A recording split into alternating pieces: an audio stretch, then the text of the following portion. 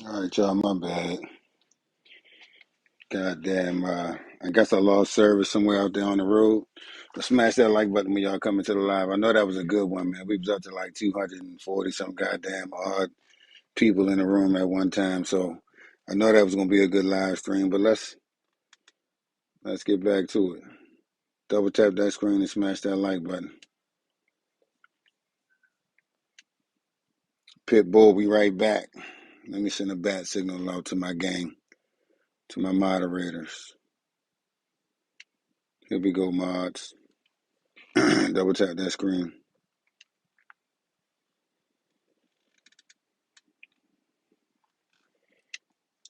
Sometimes out on the road, man, we get bad service and it's actually bad for the stream.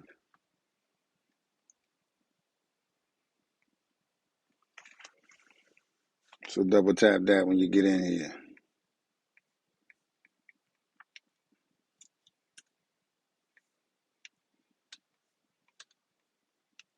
Let me get to my moderators. Create a post.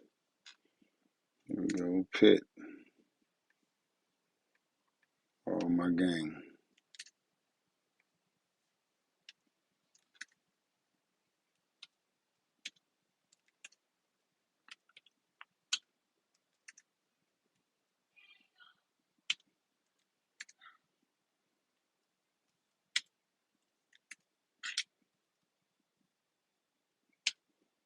Byron was in here last night, man. That was love.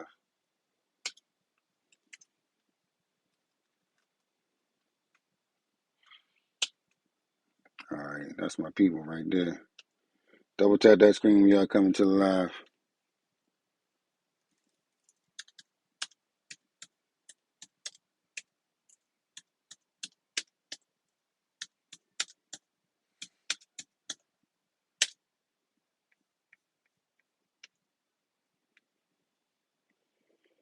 Here we go. Let's get to it.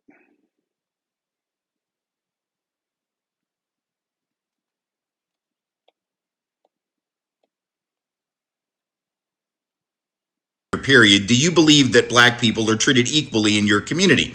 The first time they asked that question was in 1963, the year before the Civil Rights Act was even passed, 2 years before the Voting Rights Act, 5 years before the Fair Housing Act. They asked white people, do you think blacks are treated equally in your community? And look at that dot right there at the edge. 62%, almost 2/3 of white people, even before civil rights laws were passed, said, yeah, everything's fine. But it gets worse. Here's another page. This is a question that was asked in 1962 of white folks. Do you think that black children have the same chance as white children to get a good education in your community? Now, again, this is only 8 years after Brown v. Board ended formal segregation. It's long before school systems actually did anything to try to equal. Hey, y'all, make sure y'all smash that like button coming into the live stream so we can get that traffic and we can roll off that algorithm. I appreciate y'all. Thanks in advance. Let's get it done. Educational opportunities. But what do you think white folks said, even in 1962? Well, there you have it. That's the far edge of the chart. Actually, I didn't size it correctly. You can't even tell. But above that, which says 83%, that was the national average. The white average was actually 85%. 85% of white folks in 1962 who said that black kids already had equal opportunity to get a good education with white kids. So I guess the lesson here is that maybe white folks' perceptions of whether or not racism and discrimination are a big deal probably aren't the best. Maybe we ought to not rely on our assumptions and instead ought to listen to what black people tell us, because if we didn't even think it was a problem before civil rights laws were passed, if we didn't even understand the need for the civil rights movement because, gosh, isn't everything already equal in America? It's pretty obvious that we're not the ones whose perceptions ought to be relied upon. Maybe we ought to listen to black folks because it's pretty obvious they understand their lived experience better than we understand their lived experience. Imagine that. So as we all know, white folks are quick to most white folks don't have the stomach to say the truth out loud about race, so I'm going to do it for you. Racism ain't a touchy subject if you're not fucking racist. If the truth makes you feel attacked, you're probably protecting a fucking lie. You wouldn't trade places with a black man for $1,000,000, and you know exactly why. Our fucking racism. If you're staying neutral while a man gets done wrong, you're just helping the fucking bully. Saying you don't see color just means you're too scared to see the fucking truth. If you gotta keep a man on his knees just to feel tall, you're the weakest man in the whole goddamn room. Bragging about a win in a rigged race don't make you a winner. That just makes you a fucking cheater. They taught you to hate your neighbor so you wouldn't notice they're picking your fucking pockets. That's a goddamn truth right there. Your comfort is a bill that someone else is paying with their fucking life. This ain't casual racism. It's fucking real. White supremacy is sinking the whole damn boat just to watch your neighbor go under while you drown with them, motherfucker. White supremacy is burning your own goddamn house to the fucking ground just to make sure your neighbor stays cold. As white people, we have a choice to make. We can find our soul or we can keep the lie, but we'll never have both. Ever. Ooh. He's a fucking file. I don't care if you agree with mass deportation. I don't care if you think gas and grocery prices have come down. I don't care your thoughts on Venezuela or Russia or China. I don't care. You support a fucking... Yep. That's you. That's Conversation over. Conversation over. He's a fucking file. And see, that's my sentiment right there. Y'all want to talk politics? Let's talk about that. I don't care if you agree with mass deportation. I don't care if you think gas and grocery prices have come down. I don't care your thoughts on Venezuela or Russia or China. I don't care. You support a fucking...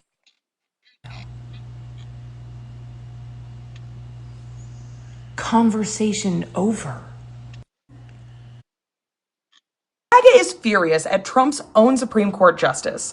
Gorsuch said that we were never founded on one race or one religion. He praised freedom of religion, free speech, and equality under the law. Basic patriotism. And MAGA lost their minds calling him woke. They want him impeached for saying we're all equal. If you agree with Gorsuch, then give us a follow. You're my kind of people. MAGA is furious. What's the difference between a prostitute and a Democrat? A prostitute stops screwing you when you run out of money. Yeah, that was fucking stupid. You maggots just hurl your money at your God King to shuffle those grand old grape or gravy-filled guts till you can't feel your half-assed Hitler Highland hind parts, so what the living fuck does that make you? I'm Molesticon John. What's the difference between a prostitute and a... Hold on. We ain't got to prove shit, motherfucker. We ain't got to prove shit. We already know. Like y'all already know. Y'all want somebody to prove some shit that's already been fucking proven. The only reason that motherfucker ain't coming to justice is because he's the president. But as soon as this shit is over, matter of fact, soon as November get here, all the power that he got to block it is going to be gone. And all you little funny acting, pedophile, protected motherfuckers is going to be sad. Democrat. A prostitute stops screwing you when you run out of money. Yeah, that was fucking stupid. You maggots just... You watch Mr. Trump or Mr. Hegseth or the others, it doesn't... If I had enough time to sit around here and fuck with one person who's sitting on here talking about somebody got to prove something, everybody seen the video, you dumbass. Seen the video of fucking little ballerinas dancing around and Jeffrey Epstein and Trump clapping like some fucking weirdos. We already saw that shit, buddy. So guess what? We don't got to prove shit. It's in the files. All that shit ready to get redacted, ready to get unredacted. And then your dumb ass is going to see. compute. They are still in charge of the #1 country in the world. We're the most powerful. It's over, that stuff. And it's just going to be very bad for the American people the longer this make-believe continues. You watch Mr. Trump I don't think you should hit kids. I don't think you should hit your kids. Trump supporters, every single time Trump says something insane and indefensible. He didn't say that! Stop spreading fake news! And if he did say that, I bet he didn't mean it. And if he did mean it, I bet Democrats said worse. And if they didn't, well, maybe they should have, and I would have voted for him. Trump supporters, every single time Trump says something insane. Hey, y'all, is that Trump supporters or what? Trump supporters or what, y'all? And indefensible. He didn't say that! Stop spreading fake news! And if he did say that, I bet he didn't mean it. And if he did mean it, I bet Democrats said worse. And if they didn't, well, maybe they should have, and I would have voted for him. Trump supporters, every single time. Hey, Trump supporters, y'all know damn well he got y'all down good, don't he? Spreading fake news. Stop talking about Donald Trump like that. Y'all motherfuckers kill me with that bullshit. Trump says something insane and indefensible. He didn't say that! Stop spreading fake news! And if he did say that, I bet he didn't mean it. And if he did mean it, I bet Democrats said worse. And if they didn't, well, maybe they should have, and I would have voted for him. Trump supporters. Other items if he came up to his room in Waikiki over the weekend. He left after the boy refused. It's a big club and you ain't in it. Former Director of National Security Tulsi Gabbard, her brother, was just arrested for soliciting you-know-what from a little boy. He's the brother of former Hawaii Congresswoman Tulsi Gabbard. According to police, he allegedly offered a 9-year-old boy money and other items if he came up to his room in Waikiki over the weekend. He left after the boy refused. It's a big club and you ain't in it. Former Director of National Security Tulsi Gabbard, her brother, was just arrested for soliciting you-know-what from a little boy. He's the brother of former Hawaii Congresswoman. Can somebody MAGA? MAGA. Tulsi Gabbard. According to police, he allegedly offered a 9-year-old boy money and other items if he came up to his room in Waikiki over the weekend. I got a question for y'all. What the fuck is going on with you no mustache having ass, weirdo looking, surprise, freaky motherfuckers, man? What the fuck is going on? MAGA, you got some fucking answering to do, MAGA. I don't want to hear nothing else about no fucking TDS. I want to know what the fuck is going on with child motherfucking predators. Fuck a TDS. What the fuck is going on with y'all over there? You sick bitches. Y'all keep on acting like y'all don't like LGBTQ, but you motherfuckers is out here messing with little boys. Little girls is one motherfucking thing. It's all sick. But what the fuck is up with MAGA? Tulsi Gabbard's fucking brother. A big fucking MAGA fagger. That's what we're gonna start calling y'all, MAGA faggers. What the fuck is going on? Y'all not gonna say nothing? This is what y'all do?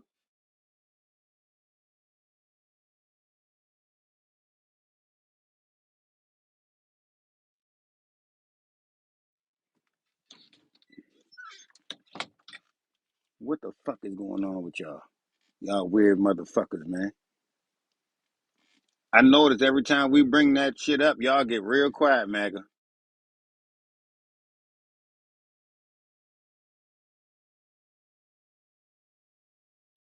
bitch, you crazy. You motherfuckers is crazy. We know fucking well. We don't give a fuck about y'all can believe that bullshit all you want. We know better. Everybody knows better.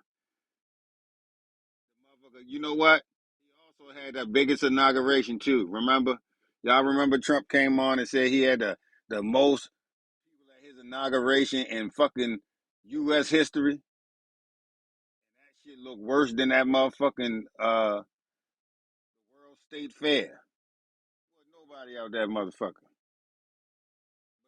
right? You did have the most. And he does have the highest rating. The highest rating for disapproval, you stupid motherfuckers. He left after the boy refused. It's a big club and you ain't in it. Former Director of National Security Tulsi Gabbard, her brother, was just arrested for soliciting you-know-what from a little boy. He's the brother of former Hawaii Congresswoman Tulsi Gabbard. According to police, he allegedly offered a 9-year-old boy money and other items if he came up to his room in White. Rob Cass. I already said, well, I'm going to let you have it. Get your tattletale ass out here. Pansy. Nobody gives a fuck. I ain't breaking no laws. I ain't breaking no goddamn community guidelines. So get your whining ass off my chat.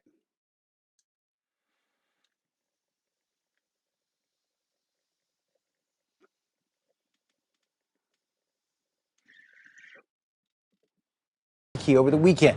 He left after the boy refused. The statue of Ramesses, found in Memphis, Tennessee. Memphis, Tennessee.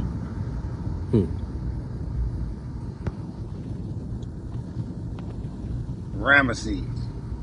Okay then. The statue of Ramesses, found in Memphis, Tennessee.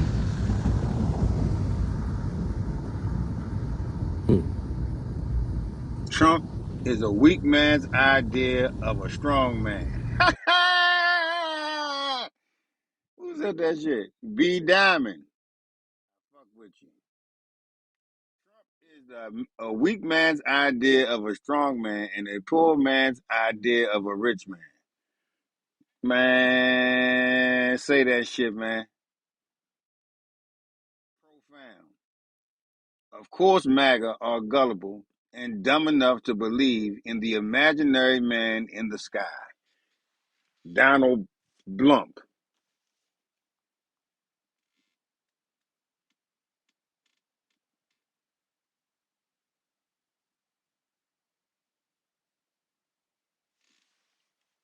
Ah! Smash that like button, y'all.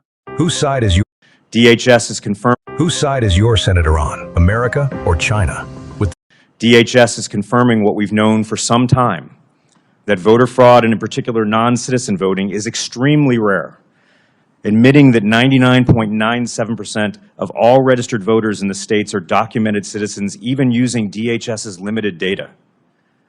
The president continues to push conspiracies about the 2020 election and spend vast federal resources to investigate a crime that was never committed.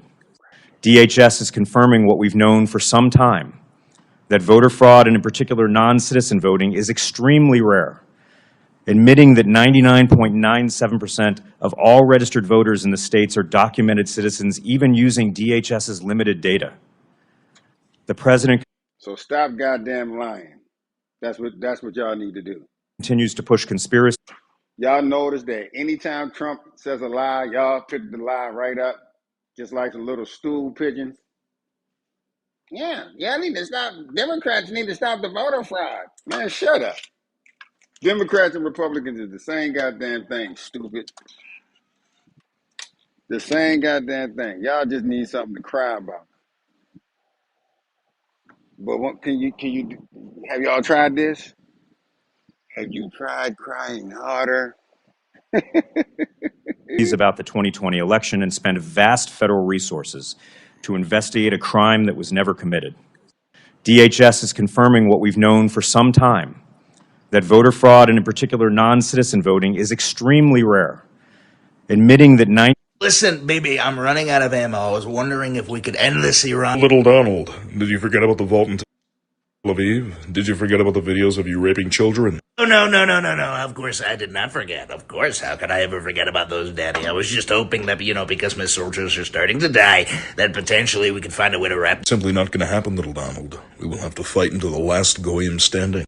Listen, baby, I'm running out of ammo. I was wondering if we could end this Iran. Little Donald, did you forget about the vault in Tel Aviv? Did you forget about the videos of you raping children? Oh, no, no, no, no, no. Of course, I did not forget. Of course, how could I ever forget about those, Daddy? I was just hoping that, because my soldiers are starting to die, that... Hope the rapture does happen. I truly do. And I hope it happens for anyone who just says they're a Christian. They don't have to prove it. They just got to say they're a Christian. Leave the rest of us behind. I'm very much fine with that. Because what I've seen over the course of my lifetime is that there is no hate like Christian love. So take them. Take them all. Hope the rapture does. Looks like we got some good news, y'all. Just look.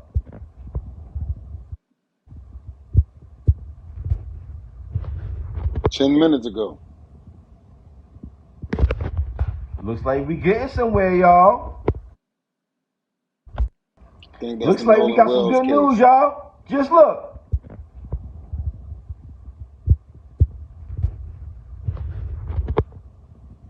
Uh-oh. Looks like we getting somewhere, y'all.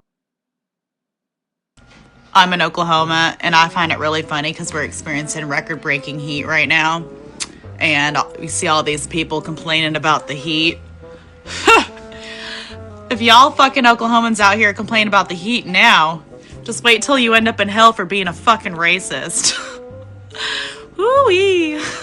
There is nothing sadder to people struggling against oppression in Ireland to look towards Boston City and see our people. And we know how they got here. We know the oppression they fled from Ireland in various generations to get to this city, being used to oppress the black people of this city. People tell me I don't understand the situation. They tell me blacks are lazy, they don't want to work, they want to lower the standard of education. In fact, they tell me all the things I was brought up to hear about myself, things Protestant people said about Catholic people in Belfast. And I think that's part of it too. I mean, if they really understood what was happening in Ireland, they would get themselves sorted out and stand on the right side here, because we identify very closely in our struggle for equality and our struggle against oppression. In fact, the whole inspiration of our civil rights movement 10 years ago came from the black movement of America. And it looks to us from where we stand at home that our people are being... Yeah, that's what you recognize and realize. And the other thing is this. Yeah, a lot of you motherfuckers about to see. We find that very sad. There is nothing sadder. Pay for your stuff? Huh? Pay for your stuff? Stop right.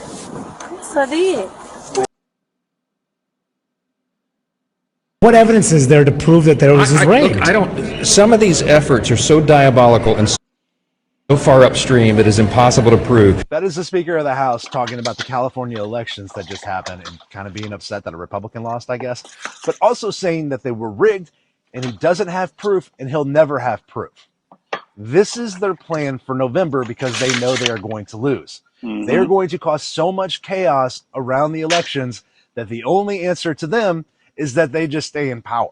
What evidence is there to prove that there was this raid? Look, I don't. Some of these efforts are so diabolical and so far upstream it is impossible to prove. That is the Speaker of the House talking about the California elections that just happened and kind of being upset that a Republican lost, I guess, but also saying that they were rigged and he doesn't have proof and he'll never have proof.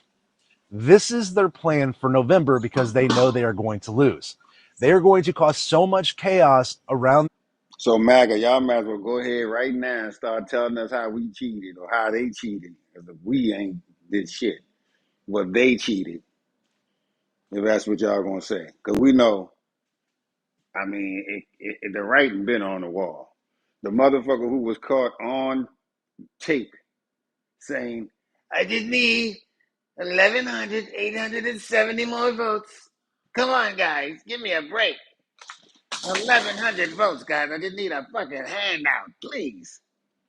Y'all gonna let me go down over 1,100 fucking votes, man?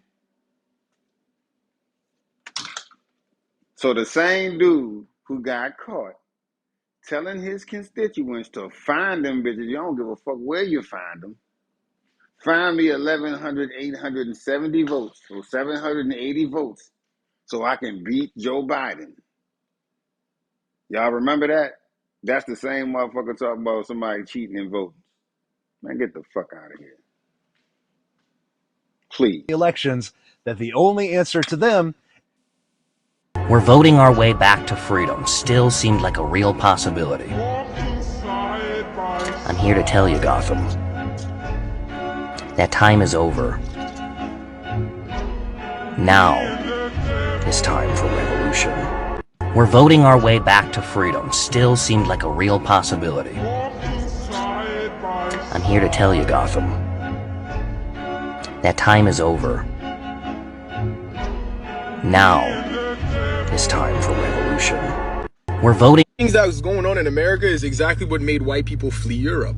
That's why they all left Europe and came to the Americas. The same exact thing that's going on in this country right now is what made white people leave Europe. That's what they were running away from. And they came here and created it again. The same bullshit, cheating over the next person, taking in from this person, and trying to put themselves above everybody. Rules for you, but not for me. That's why white people left Europe. Things that was going on in America is exactly what made white people flee Europe. What's up, everybody? JC Rowe, Jazzy Comedy Show. You know why I hate anti-blackness and racism at the end of the day? Because America used to be so dope that even our white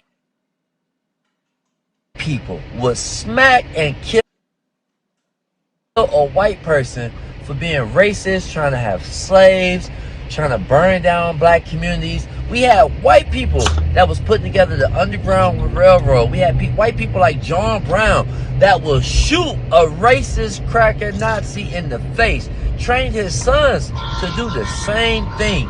And then in this world, we have such passive white people outside of the guy who plays Jack Reacher. She hates her family, and deep down she wants to eradicate them from her past and future. Okay, T.O. man, you are a white man that has an issue when a white woman dates a black man. Please answer this question. Why? I'm not being facetious. I'm not being funny. I really want to know why. And it also strikes me as strange because she hates her family, and deep down she wants to eradicate them from her past and future. Okay, T.O. man, you are a white man that has an issue when a white woman dates a black man. Please answer this question. Why? I'm not being facetious. I'm not being funny. I really want to know why. And it also strikes me as strange because she hates her family, and deep down she wants to eradicate them from her past. We voted for. She hates her family, and deep down she wants to eradicate them from her past and future. Okay, T.O. man, you are a white man that has an issue when a white woman dates a black man. Please answer this question. Why? I'm not being facetious. I'm not being funny. I really want to know why. And it also Steven said, because we hit the back of it and it feels good. Heart doesn't see color. Okay. We can date whoever we choose to. F people who think or say so.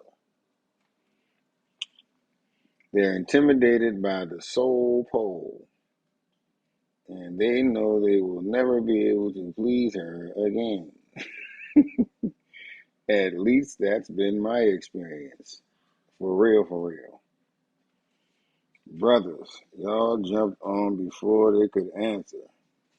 They ain't never going to say why now. They ain't never going to say why now. It's because our kings can reach the back of, damn. The threads on, I can't even read this mess right here. From the love oven, not the mouth. Bet he has no answer or it's something totally weird, guaranteed. That's crazy. What y'all think? Because we be waxing that ass.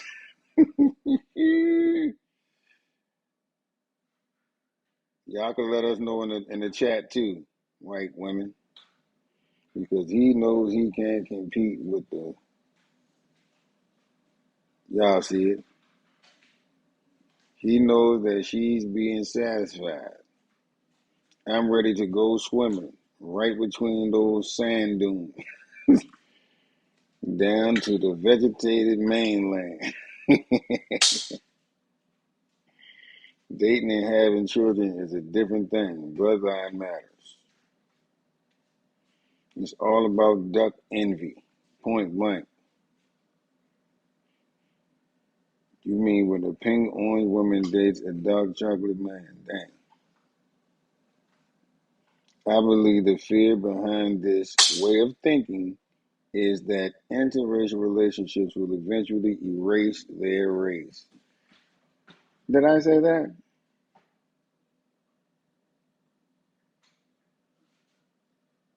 Your rap name should be the Toot Gobbler.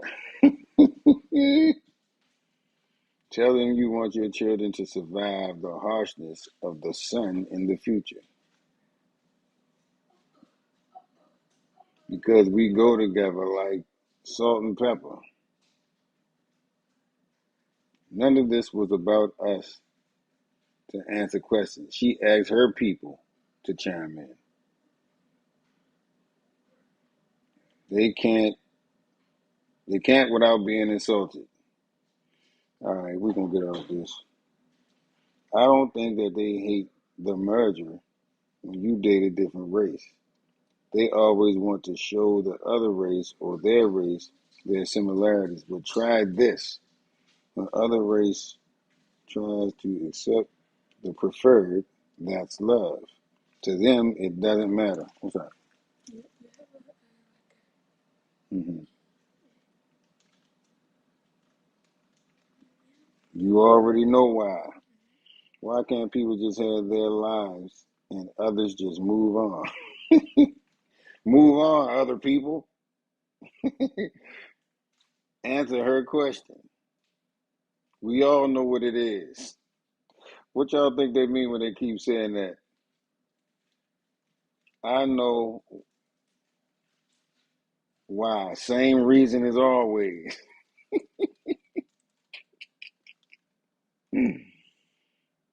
Ignorance is the answer. What you want to do?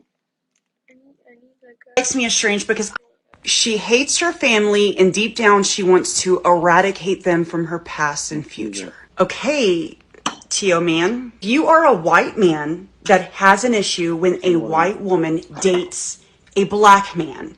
Please answer this question.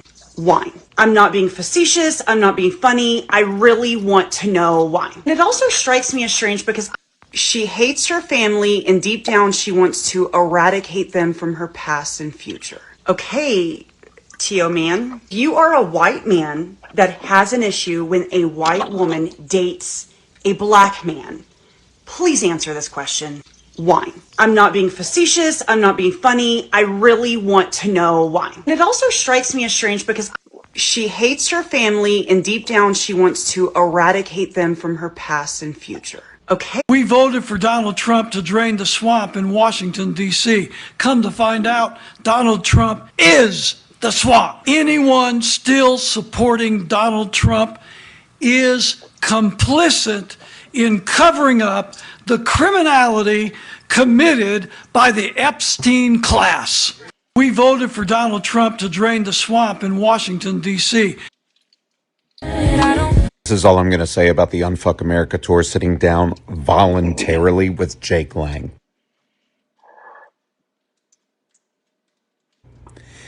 If you're sitting at a table and a Nazi sits next to you and you don't leave, then how many Nazis are at the table? This is all I'm going to say about the Unfuck America tour sitting down. Unmarried women in their 30s that actually want to be married do not need to be posting their little boyfriends to their social media page. We are done. Americans are done with endless conflict in the Middle East, spending trillions of dollars, American lives, while they can't afford to pay for their health care, they can't afford to pay their rent and their mortgage. This is insane, and we have to call it for what it is. We are done. Americans are done with endless conflict in the Middle East, spending trillions of dollars, American lives, while they can't afford to pay for their health care, they can't afford to pay their rent and their mortgage. This is insane, and we have to call it for what it is. We are done. Americans are done with endless conflict in the Middle East, spending. Okay, so this is our. They're trying to convince people that people came to this fair. It was hundreds of tens there. It's more people in this room doing this podcast right now than I was today. One, he's very toxic. Nobody really digs him that much. I think it's bad. He's bad for optics and business. And the other thing, 4th of July, we're openly celebrating something everybody knows isn't true. Today isn't the day. The 4th isn't when we all celebrate Independence Day. And the other thing I think is going on, they can't afford gas. They can't afford food. They probably can't afford the fair. They're trying to convince people that people came to this fair. It was hundreds of tens there. It's more people in this room doing this podcast right now than I was today. One, he's very toxic. Nobody really digs him that much. I think it's bad. Now, in the chat, is this motherfucker toxic, y'all? If he's toxic in your mind, type 1 in the chat. If he's not toxic, type 2. Type 2. If you dare, type 2. If he's not toxic, go ahead and type 2. Type 1 if he is toxic. Let's see something.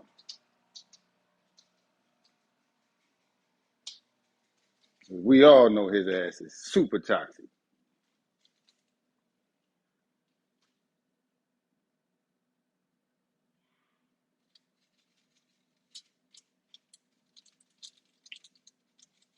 One if he's toxic, 2 if he's not toxic. He's bad for optics and business. And the other thing, 4th of July, we're openly celebrating something everybody knows isn't true. Today isn't the day. The 4th isn't when we all celebrate Independence Day. And the other thing I think is going on, they can't afford gas. They can't afford food. They probably can't afford the fair. They're trying to convince people that people came to this fair. It was hundreds of tens there. It's more people in this room doing this podcast right now than I was today. One, he's very toxic. Nobody really digs him that much. I think it's bad. He's bad for optics and business. And the other thing, 4th of July, we're openly celebrating something everybody knows. Elon Musk saying he's not far right in that interview is basically me saying I'm not black. And then him saying, oh, well, this is a Clinton quote, this is an Obama quote, is me saying, oh, yeah, see those white people I hang out with? Yeah, no, I can't be black. Actually, this is Revitaligo right here. Yeah, this is totally Revitaligo. If he's not far right, this is Revitaligo right here. Not black. Elon Musk saying he's not far right in that interview is basically me saying I'm not black. And then him saying, oh, well, this is a Clinton quote, this is an Obama quote, is me saying, oh, yeah, see those white people I hang out with? Yeah, no, I can't be black. Actually, this is Revitaligo right here. Yeah, this is totally Revitaligo. If he's not far right, this is Revitaligo right here. Not black. Elon Musk saying he's not far right in that interview is basically me saying I'm not black. And then him saying, oh, well, this is a Clinton quote, this is an Obama quote, is me saying, oh, yeah, see those white people I hang out with? Yeah, no, I can't be black. Actually, this is Revitaligo right here. Yeah, this is totally Revitaligo. If he's not far right, this is Revitaligo right here. Not black. Elon Musk saying he's not far right in that interview is basically me saying I'm not black. And then him saying, oh, well, this is a Clinton quote, this is an Obama quote, is me saying, oh, yeah, see those white people I hang out with? Yeah, no, I can't be black. Actually, this is Revitaligo right here. Yeah, this is totally Revitaligo. If he's not far right, this is Revitaligo right here. Not black. Elon Musk saying he's not far right in that interview is basically me. They prove every single day what cucks they are.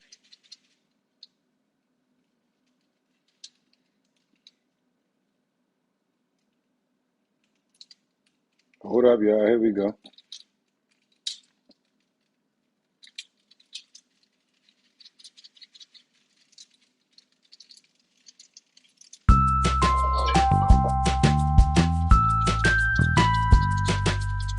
Donald Trump was crashing out in the Oval Office as a U.S. tanker was hit hard in Egypt. Yes, the war is now in Egypt. We talked about how the Houthis from Yemen successfully struck 3 refineries in Saudi Arabia and the United States striking Iranian-backed militias in Iraq. Obviously, the U.S. with their strikes against Iran and the escalation by Donald Trump, Iran responding by attacking U.S. bases in the Arab nation neighbors that have supported surrounded the United States. This thing is expanding in a major way. Let me break down first what's going on, then let me show you what happened in the Oval Office. It should also be noted that on the Elon Musk social media platform X, they've gotten rid of the Tasnim news agency, Iran's news agency, which has been providing a lot of updates and satellite footage regarding the catastrophic and unlawful war launched by Donald Trump and Netanyahu. There's still a lot of other sources out there, but I also find it notable because you have CENTCOM, about an hour ago, publishing it's false to say that Iran controls the Strait of Hormuz. The United States controls it. Ships are free to pass. Tankers feel free to go through the Strait of Hormuz. Let me be clear. Not only is the Strait of Hormuz shut down, not only is the Bab el-Mandab effectively controlled by the Houthis in Yemen, who are now working on a tolling system there, but now we're talking about ports in Egypt as well. Okay, we need to get the actual facts right here, and certainly I know that Tasnim and Iranian media is going to have its propaganda, but we need to be able to look at the satellite footage, the surveillance footage, all of the actual data to provide the best updates to all of you. And it just seems, fascinating to me that the Trump regime is shutting down all of the satellite footage from private companies in the United States, and they're trying to shut it down elsewhere as the United States has depleted its strategic petroleum reserve, depleted its interceptor stockpiles and precision munition stockpiles, and the U.S. bases have been demolished by Iran in the surrounding Arab nations close to Iran. All right, major escalation being reported. A U.S.-owned and operated Marshall Islands flagged Energos Winter LNG floating storage. So this was a LNG regasification vessel that was in the Damietta port in Egypt, came under attack by at least one drone. Discover why Cozy is the #1 family organizer app. 2 girls fell for Quinn on the last day of school. Hold up, Quinn, y'all. Smash that like the button. powerless nobody. Likely of Iranian origin. This LNG storage tanker was docked at the Damietta port. We have video footage just to show you what it looked like, scenes from the Damietta port in Egypt. Let me show you a first. Let's play it.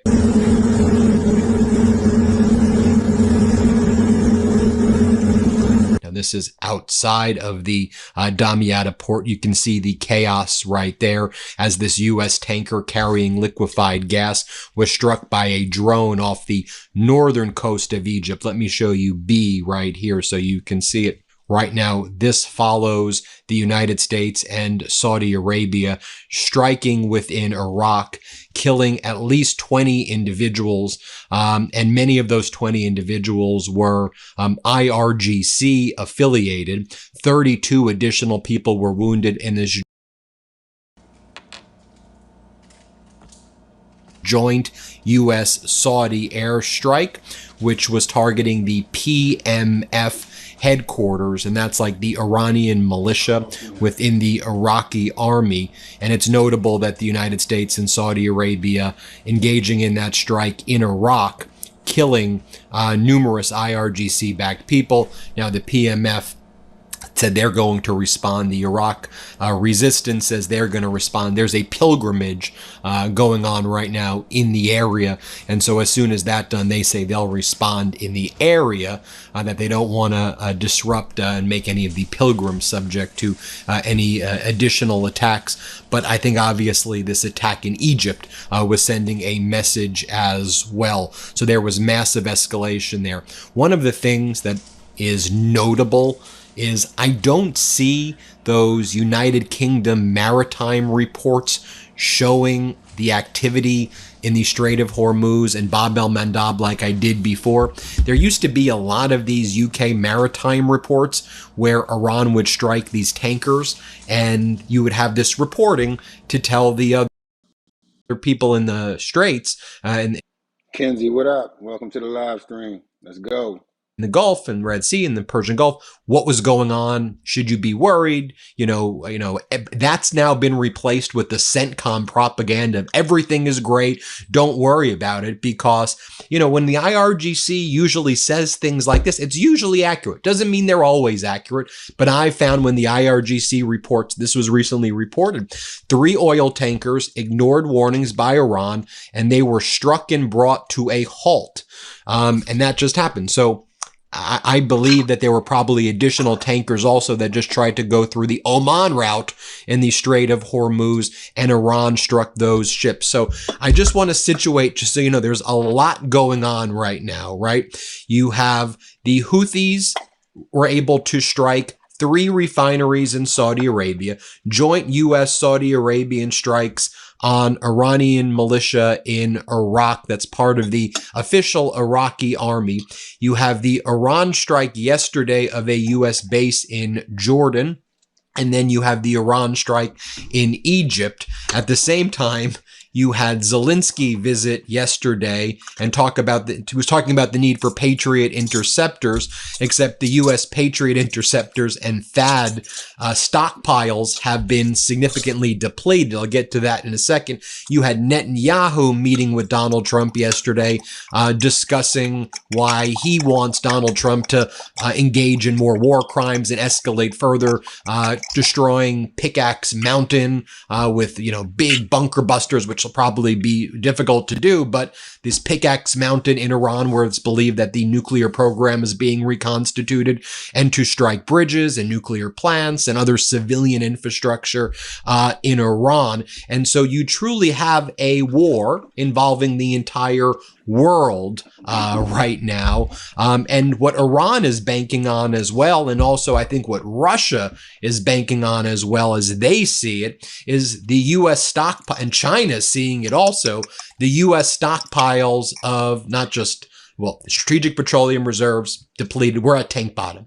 We're in a catastrophic situation with the strategic reserves right now. Let me just be very clear about that. But then the stockpiles of the THAAD and the Patriot interceptors, those PAC-3 interceptors. So U.S. intelligence right now has assessed that Iran's latest attack on Jordan, not a surprise attack. Just because Donald Trump's like, well, I'm done attacking for the day, Iran wants to make a deal. That's Trump fantasy land. Iran's like, we did the MOU. You violated the MOU.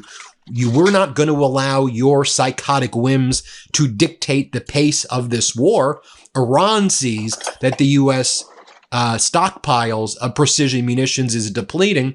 So for Iran, it's like, let's just do 3 ballistic missiles in Jordan, have the U.S. use 12, 15, maybe more of these interceptors, have the U.S.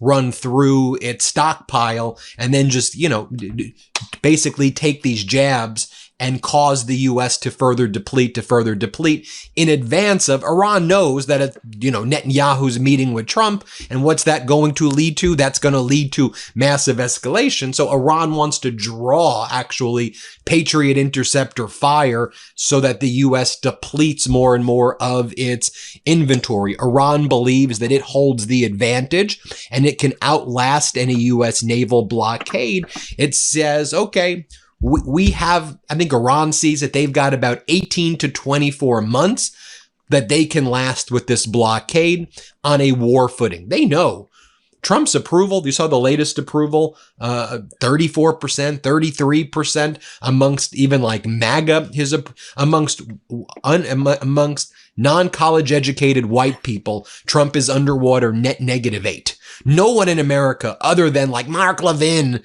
and like Netanyahu bootlickers, like nobody wants this war in Iran at all. And Iran knows that. They know that nobody in the U.S. wants this. And so Trump will get less and less and less popular.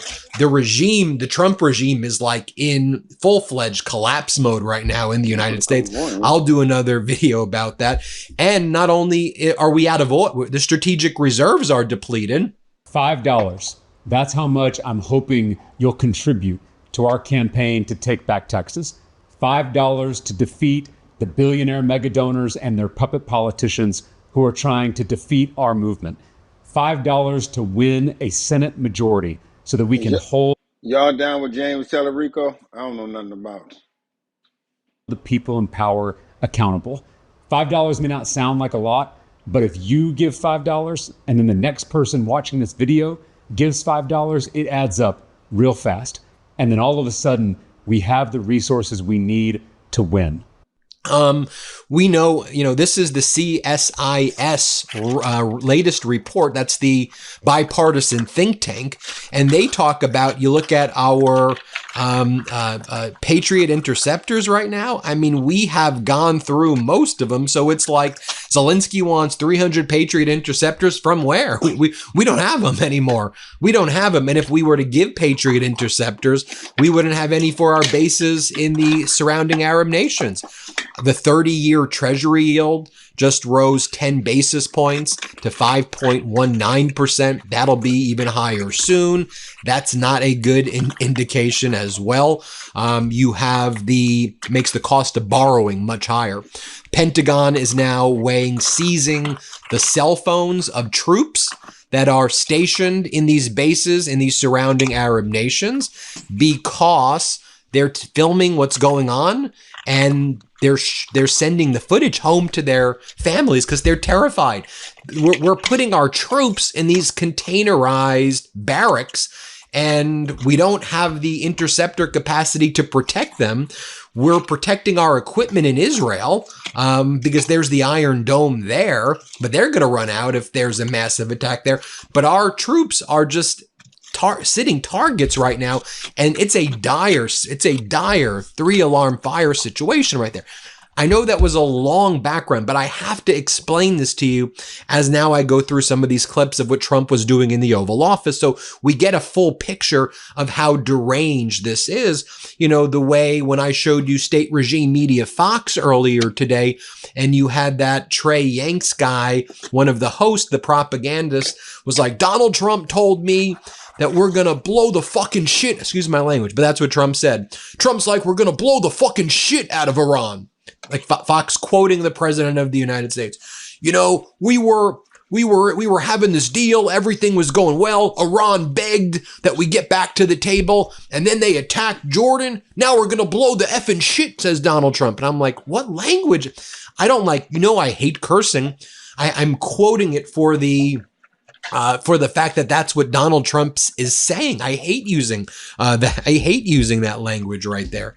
Okay. Let's talk about what went down here. So the reporter is asking here in the Oval Office, what can you tell us about the tanker attack in Egypt?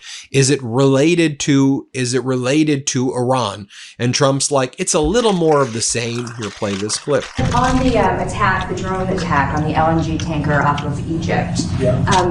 What can you tell us about that? And is there any indication it's Iran related? Does it represent a wide? I'll give you a report.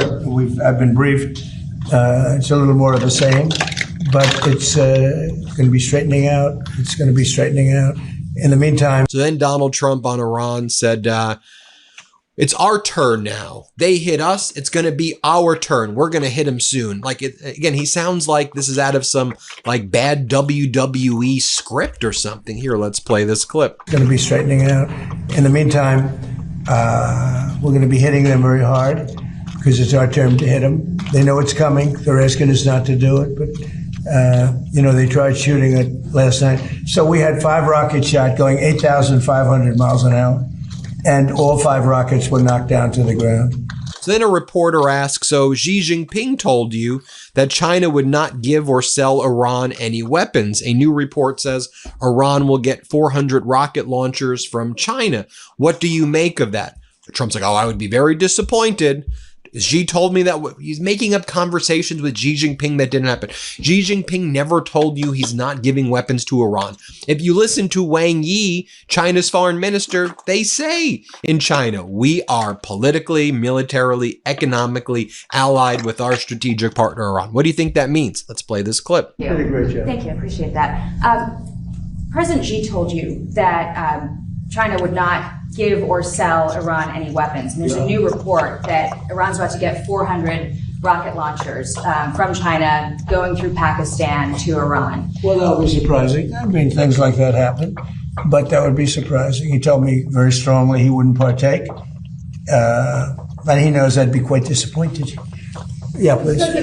Then Donald Trump says, I think what we need to do with Iran to try to solve all of this is to maybe do tariffs on them. Lindsay would have wanted us to do tariffs on them. Do tariffs on them? What are you talking about? You're blockading them right now.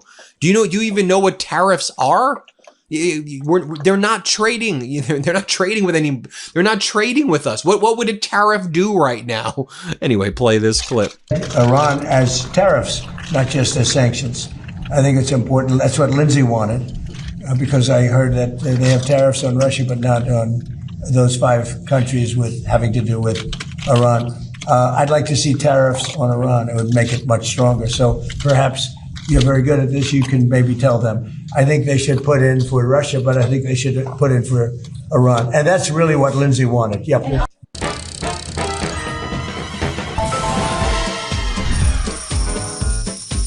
This settlement check completely changed my life, and it came from a car accident I almost forgot about. I never imagined something this. Then Donald Trump says regarding Zelensky, I want him Kenzie called that man Lady Lindsay. to end the war. It's very simple. That's why, remember what I said yesterday as people were reporting, oh, Donald Trump had this meeting with Zelensky and Donald Trump said that he was going to give licenses to, it was a new tone for the new tone. It was a new tone. I'm like, no, it's bad. When Trump acts like he likes you, it's probably not a good thing. When Trump, Laura Loomer, and all of these MAGA people are now on your side, that's probably a bad thing and not a good thing. It was what history actually tells us. And so now I think Trump views now Zelensky thinks I like him more. Well, I'm now going to use that to tell Zelensky, you need to end the war. What does that even mean that he needs to end the war? Russia wants all of Eastern Ukraine.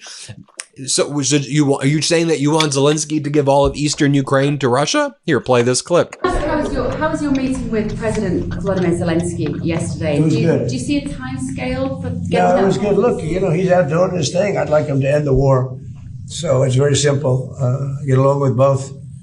I get along with President Putin. I get along with President Zelensky. And like I told him, I want to end the war, get the war ended. Thousands of people, 25,000 people died last month. And then Donald Trump goes on and says Biden was bad. Their whole thing today was to do COVID again. Things are so bad in the country right now. They want to bring more attention to Trump's mishandling of the pandemic. So they had Dr. Fauci on Capitol Hill. They had, Donald Trump and all the MAGA was like Fauci and Mamdani. And the American people are like, look, you're the one. Take some damn responsibility, Donald. You're the one who sent our country into this economic catastrophe. You're the one with Netanyahu got us into these crazy, never-ending, catastrophic wars that we don't want to be. And you're the one who did these tariffs against the world. Stop talking about 2020 COVID that you screwed up. Here, play this clip. World, actually. And we did a good job. But many more people died under Biden than died in the Trump administration from COVID. COVID was a disaster, but Fauci did not help. Then, of course, Donald Trump has to attack immigrants, and he says they're coming from Africa, South America, and different parts of Asia. Here, play this clip. About it. And they're coming from all over the world. They're coming from Africa. They're coming from South America. They're coming from different parts of Asia. And they're invading Europe. They're invading Europe. It's an invasion. And the UK is a prime suspect. And then Trump's like, windmills, I hate windmills. Let's play it. He's got windmills all over the place. And anytime you see windmills, you see a failing country. He says, grass are like human beings. Grass are like human beings. Let's play it. Changing all the grass in all the parks. That's going to be changed very shortly. The parks are, because the grass is grass is like human beings. Grass is a life also. And we're raking, cleaning, and changing all of the parks. We don't have people. We don't have the tents anymore. We don't have all the barbed wire up. We don't have the wire up. And then he says the ark is going to be so incredible, such an incredible ark. Let's play it. Well, this is an important one. This is travel. So in terms of the importance, I think the ark is going to be incredible. I think the protected ballroom and military center that we're building at the White House is going to be unbelievable. It's very important. But, this is the airport. This is sort of the lifeblood of a city or a capital, certainly. Then you had the Department of Defense post the following: winning. They said winning, it's not an option. Then they deleted it. Winning is not an option. Oh, that seems to be the Trump, how the Trump views everything. And then I saw this outside of New York City. A woman takes a picture of an Iran War participation trophy installation placed by a protest group in New York City, and they're giving Donald Trump a participation trophy. Can't even fill a pool right. The Epstein file trophy, cover-up trophy, and then Donald Trump is spending his time doing $5 million of 23.75 karat gold to paint horses in Washington, D.C. by the Lincoln Memorial or something like that while all of this is going on. We'll keep you posted every step of the way, of course. Hit subscribe. Let's get to 7 million subscribers. Thank you all for watching. We appreciate you so much. Before you go, our book, WTF America, is available for pre-order now. It's the story of how we got here and how we fight our way back. To pre-order, scan the QR code or click the link in the description. Let's do this.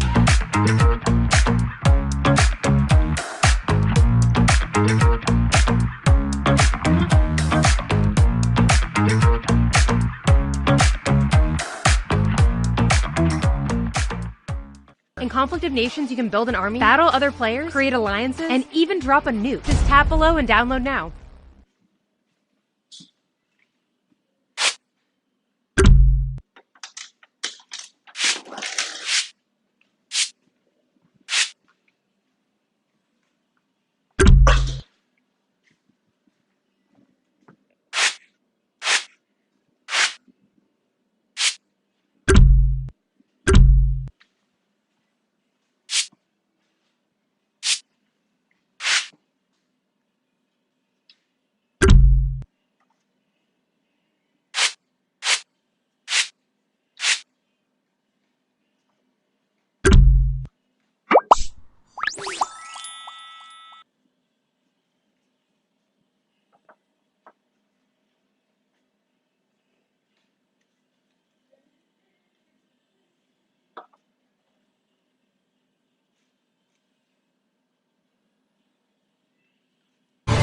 Too many Texans feel like they're drowning. The cost of groceries, gas, healthcare. I'm James Tallarico. In the State House, I brought both parties together to make life more affordable, capping the cost of insulin, cutting taxes for small businesses, and passing the largest property tax cut in Texas history.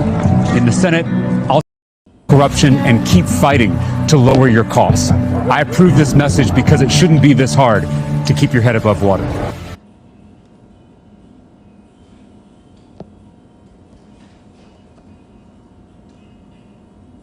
Hold up, y'all, my bad.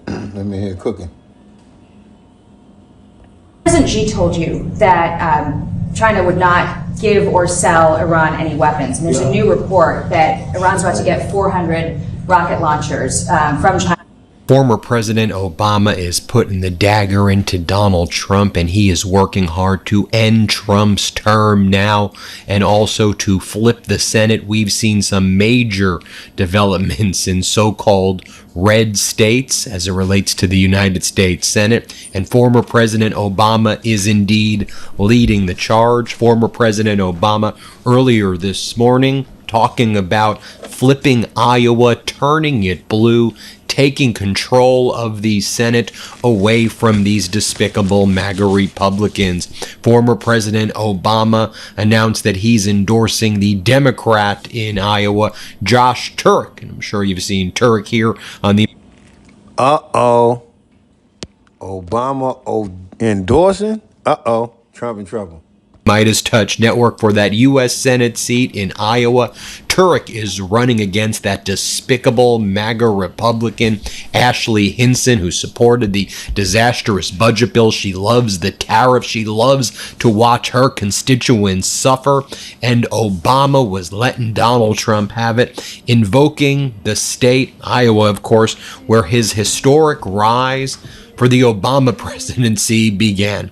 Remember, Obama won the 2008 Iowa caucuses, and he carried the state in both the 2008 and 2012 general elections, reminding people that when you fight for the people of Iowa, Iowa stands with you, and Iowa is a very, very flippable seat for this upcoming Senate race. And the more we look at the Senate map, and I'll get to this in a moment, the more it looks possible that not just the House flipping blue, but the Senate actually has, I believe, a strong path, especially as Donald Trump brings us further and further into this catastrophic war. Let's show you what went down. So, Obama and Turek released, I think, the video of the year so far in this campaign cycle, and they were both reposting it today. Let me show you. Josh Turek posted the following. Great game, Mr. President. Iowa, you heard President Obama. The ball is in your court. Join our campaign and help us push for change. Watch this incredible video of Turek and Obama. Discover why Cozy is the #1 family organizer app. Uh-oh. Oh God, she's going to get hit.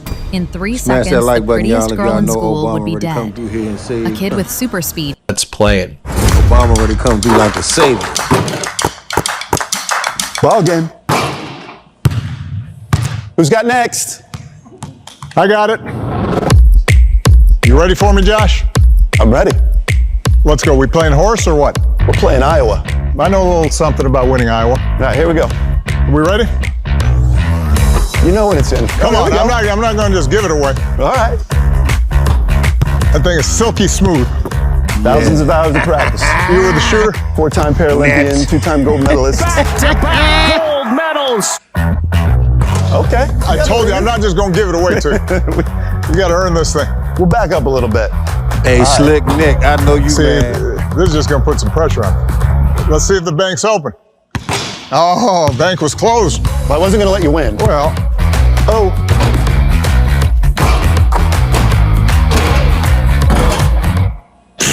Come on now. You have a Mount Rushmore? I do think Jordan's the GOAT. I do too. I think LeBron's probably #2. Agree with you. I think Kareem is probably #3. Ooh, okay. Oh, come on. I thought I had that. I'd have to put Magic at 4. I've got Russell after that, and then I think I go Kareem. That's good. He's calling it now. So you like that 3-pointer? Hey, you shoot where you want. All right, let's go. Tell me how things are going out there. Everywhere we go, urban areas, rural areas, people are ready for change. Oh, I thought I had that one. That's Iowa right there, buddy. A lot of people have heard me say this. Of all the things I've done in politics, Iowa was my favorite thing. There was just a magic about regular folks showing up in gyms like this, and just talking out. How do we move our state forward? How do we move the country forward? Well, I'll tell you what, people all across Iowa are saying that they're feeling that hope, that optimism. Do y'all know what's in Iowa? Do y'all know who is in Iowa? Caitlin Clark and her cousins. For the first time in a long time. That's my sense. That's what I think is going to happen. Yeah. I've seen enough. Not only did I get whooped, but you've got here a man of character, somebody who knows how to win. Now the ball's in your court, Iowa. Let's make sure that we send Josh Turek to the United States Senate. Tell you what, he's a good shooter. I was impressed. Now, former President Obama posted the following. Josh Turek has plans to make life better for every Iowan. Now, Iowa, the ball is in your court. Let's work to get Turek for Iowa elected. Now, I recently spoke with Turek. Here's what he told me. Let's play this clip. Hello, my friend, and thank you for having me. I love seeing that video. It's even inspiring me. I'm Iowa State Representative Josh Turek. As the video said, born with spina bifida, 21 surgeries by the age of 12, gone on to play in 4 Paralympic Games, won 2 gold medals representing my country, been the director of a nonprofit organization where we provide free summer camps to disabled kids. and ran originally for my race because of what privatized Medicaid was doing in Iowa to the disabled population, and representing the reddest part of the state that any Democrat has been able to win in. Well, Josh, tell us first about how you won in that area, because it does provide, pun intended, a blueprint for what you can do nationwide. So how'd you win that House seat originally when no one said that was possible? Love that. It is the blueprint. And the blueprint is hard work, grit, determination. I went out every single day from June all the way until November, crawling those stairs, knocking doors, dragging my wheelchair up, having face-to-face conversations with, it did not matter the party, with Republicans, with independents, with Democrats. I was out there as a common sense, prairie populist is what I would call myself, of going out there and talking about the kitchen table issues. And I would always hear two things when I would get up on people's doors. The very first thing they would say is, how in the world did you get up here? And I would say, I crawled up here. I drug my wheelchair up here. That's how important it is to have a conversation with you. And then I would tell them about my story and why I'm running and kitchen table issues. And by the end, they would say, I'm not going to vote for every Democrat, but I'm going to vote for you because I like the kind of Democrat that you are. Now, who's Josh Turek running against? He's running against Ashley Hinson, a MAGA Republican extremist currently in the House of Representatives. She did 2 town halls back in 2025, and now she hides from her constituents. Go figure. She's running for Senate, but she's hiding from her constituents. She supports data centers in everyone in Iowa's backyard. She supports the disastrous budget bill. She supports giving Donald Trump golden ballrooms and Qatari jets. I mean, I have quotes from her saying these things. She supports the MAGA fascist agenda. She wants more Border Patrol and ICE to go into Iowa and to really cause pain and suffering and torture to the people there. She wants to figure out how she hurts the people of Iowa the most. She's running basically on a torture, kill, crush, destroy MAGA campaign, in my opinion, because that's the consequence of all of her actions, in my opinion. So just to remind you, back in September of 2025, and you see why Obama wants to make sure that Ashley Hinson is nowhere near the United States. She's dangerous. She's deadly and dangerous. Let's take a look over here. What she said back on September 2025. Remember when the crowd booed her? Here, play this clip. Get a brand trip to Coachella this year? Let's fix that. This is vidIQ for Instagram. Think of it as a 24/7 personal trainer for growing on Instagram. That's 20 more! All you need to do is type in your username, and it will analyze your reels and score them on the 5 things proven to make reels go viral. It cross-references this data with your account's performance, like plays, comments, and likes, to figure out exactly where your content isn't working. Then it helps with the part that Instagram creators struggle with the most. What do I post next? It actually uses real-time data from Instagram to give you trending hooks, ideas, and competitive analysis based on your style and other viral videos. So you actually feel like you're getting relevant information, unlike asking Google or a random AI chatbot. Becoming a creator is hard enough by yourself. Try vidIQ for Instagram to get real feedback and real results. Finally, let's go. Finally got a viral one.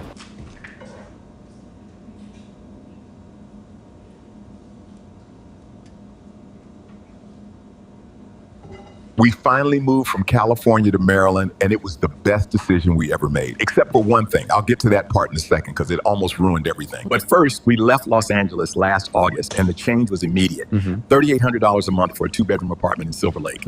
Now, we've got a bigger place in Baltimore for a fraction of that. An actual house with a yard, a driveway, space to breathe, groceries cheaper, gas cheaper. My wife landed a job offer right here in Baltimore, and the salary stretches in ways Los Angeles never allowed. Neighbors brought food the first week. In Silver Lake, we lived next to the same people for 4 years, and I couldn't tell you their names. Everyone told us we'd regret leaving California. Honestly, we've never been happier, except for one thing. And it's so ridiculous. I sat there for a full minute just staring at my phone in disbelief. It's the car insurance rate here. Absurd. In California, I was paying $312 a month for 2 cars. Brutal. But California brutal, meaning you've just accepted it as the cost of existing. I called to update our address to our new place off Charles Street. They put me on hold. Then they said, okay, everything's updated. Your new rate is $389 a month. I said, wait, what? Yeah. She said $389 a month. Yeah. And I said, I'm paying $312 right now in Los Angeles. It went up. She said, yes, sir. Maryland has different rate structures, and the Baltimore Metro is considered high risk. I literally moved from Los Angeles. How is this more expensive than Los Angeles? She said something about uninsured motorist rates and accident statistics, and I stopped listening. Hung up, told my wife, she said, that can't be right, call other places. So I spent the next week calling around. Got quotes from 4 different companies, 340, 375, 410, 367. Yeah. Every single one was higher than California. One of them actually said, yeah, Maryland car insurance surprises people. They move here thinking it'll be cheap. I was livid. We'd spent everything on the move, and an extra $77 a month just for insurance felt like a slap. 3 weeks later, I'm at a park near our place loading up the truck after picking up some shelving, and guy parked next to me sees my California plates. He asked me if I just moved here. I said, yeah, about a month ago. And he says, let me get.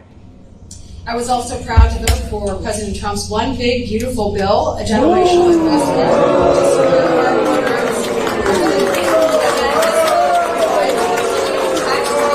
borders, continued tax relief for working Americans. I can't believe you would boo tax relief for working Americans. And then she talked about how she loved the disastrous budget bill and how back in 2025, I was going to spur all of this incredible economic growth. Let's play this clip.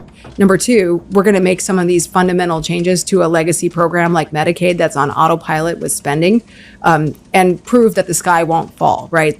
People will get back into the workforce. The economy will roar back. I don't think we can fully grow our way out of where we are right now, but I think we have to start there.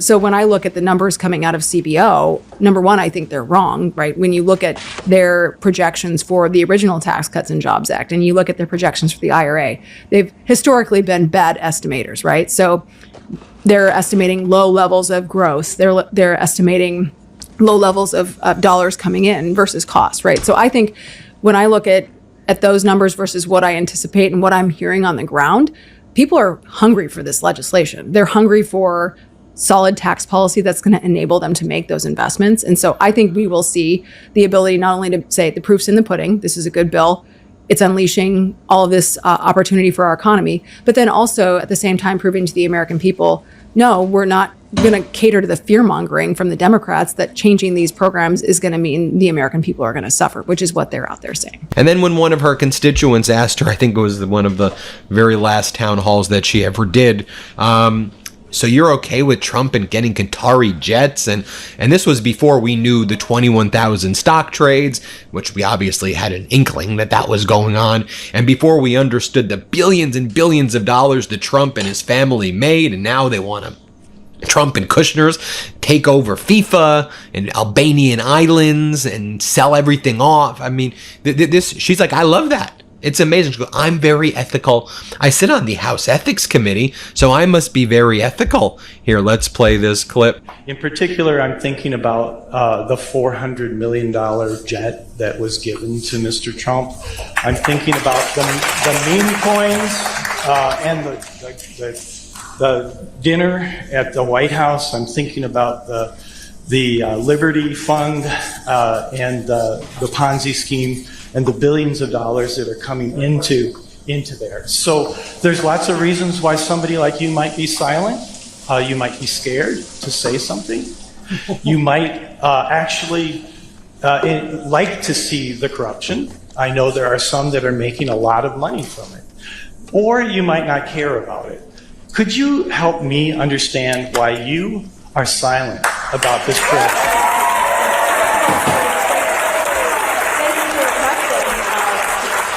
It's really unfair to imply that I like to see corruption in Washington, D.C. I reject that premise wholeheartedly. I am here answering your questions in public because I care about transparency. Just a minute, I'm going to answer your question. I care about transparency and accessibility and doing things the right way. I was actually just named to the House Ethics Committee because I do things the right way. That is a committee that is evenly balanced. It's Republicans and Democrats 5 and 5, and we have to, in many cases, look at very serious allegations against our colleagues and police them from doing the right things. I'm answering your question. I'm answering your question. You may not like my answer, and if that's the case, then that's your right to not like my answer, but I'm answering your question. So one of the things that I did to lead by example here, so that my constituents know that the decisions that I am making, because I am accountable to all of you. Many of you probably didn't vote for me, some of you probably did. What I think is important is leading by example. And so when I was named to the House Appropriations Committee, for example, I want to make sure you know that any decision that I make, any funding request I make, is not something I'm going to get a kickback on. So my husband and I actually sold all of our publicly traded stocks. I'm not making stock trades to make money while I'm in Congress. I'm not doing any of that stuff. The other thing I think is important is following the rules. And so when you look at what happened with that claim, everything was followed ethically. It was given to the Department of Defense. And what I think is important to note in this bigger conversation is there is going to be a look at make sure that plane is safe for us to use. Ultimately, that's my biggest concern with any sort of plane like that. If it's received from a foreign entity, we need to make sure the rules were followed and that there are no spy materials available on the plane. By the way, Obama took a surprise visit just the other day to the Obama Presidential Center, which is just absolutely incredible. Everybody should take a visit and just watch how he was greeted with love and a hero's welcome. Let's play this clip.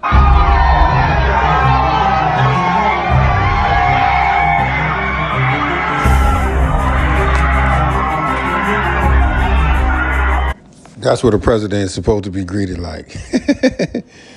Oh, shit. That's what a president is supposed to be greeted like. Whether it's home or abroad, your president should be treated with love. Your president should be treated with respect. Your president should be treated, you know what I'm saying, with somebody who is respected, not a fucking clown. But that's what y'all like. Shout out to y'all victims. And just so you see how Ashley Hinson's policies and Trump's policies are affecting real people in Iowa and what losing the Affordable Care Act tax credits did to people. And after the election, based on what Trump and MAGA did, you're going to have more people lose the Affordable Care Act and more people lose Medicaid after the election. Here, let's play. Latino for Trump, you need to go and sit your ass down and rethink every fucking thing you thought, you big dummy. This clip right here. I want you to look me in the eyes and tell me that you don't care if I die. That's Grace Calvert's message to Iowa's congressional delegation. 4 months ago, Calvert was diagnosed with glioblastoma, a brain cancer with a median length of survival of 15 months. Doctors pulled an egg-sized tumor out of her head and told her she likely had 22 months left to live with treatment. Treatment she pays for with insurance through the Affordable Care Act. They're saying, well, you don't need these enhanced Obama checkmates Trump. subsidies. Why should you need that? And I'm like, well, I do need it because I have cancer and I'm probably going to die of it.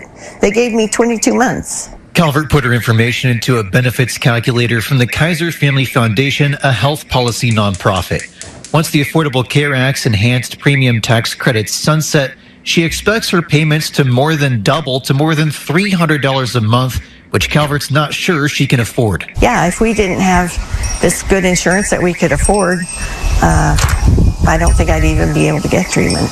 Calvert blames the credits going away on the Big Beautiful Bill, which did not include an extension to those benefits. Iowa's Republican representatives and senators all supported the Trump-backed bill. You can't tell me you work for us and then do something that is going to harm us or kill us. Calvert says she's tried to speak with some of Iowa's representatives and senators, but hasn't had any luck. With her insurance soon to be in jeopardy, she wants to get her message to my education level is I'm a MAGA of the first grade, going to the second. them out. Yeah, if we didn't have this good insurance that we could afford, I don't think I'd even be able to get treatment. Now, it's not just Iowa, folks, that Donald Trump should be worried about. It's actually Idaho also. Iowa, and there's so many other states, but major developments out of the Senate race in Idaho, where the Democratic nominee for the Senate in Idaho withdrew, leaving independent Todd Achilles, a former Democratic state representative and Army veteran, as the main opposition to the GOP incumbent Jim Risch. Now, Jim Risch is the MAGA Republican through and through. He's 83 years old and running again, so he wants to hold this position till the time he's basically 90 years old, 89, 90.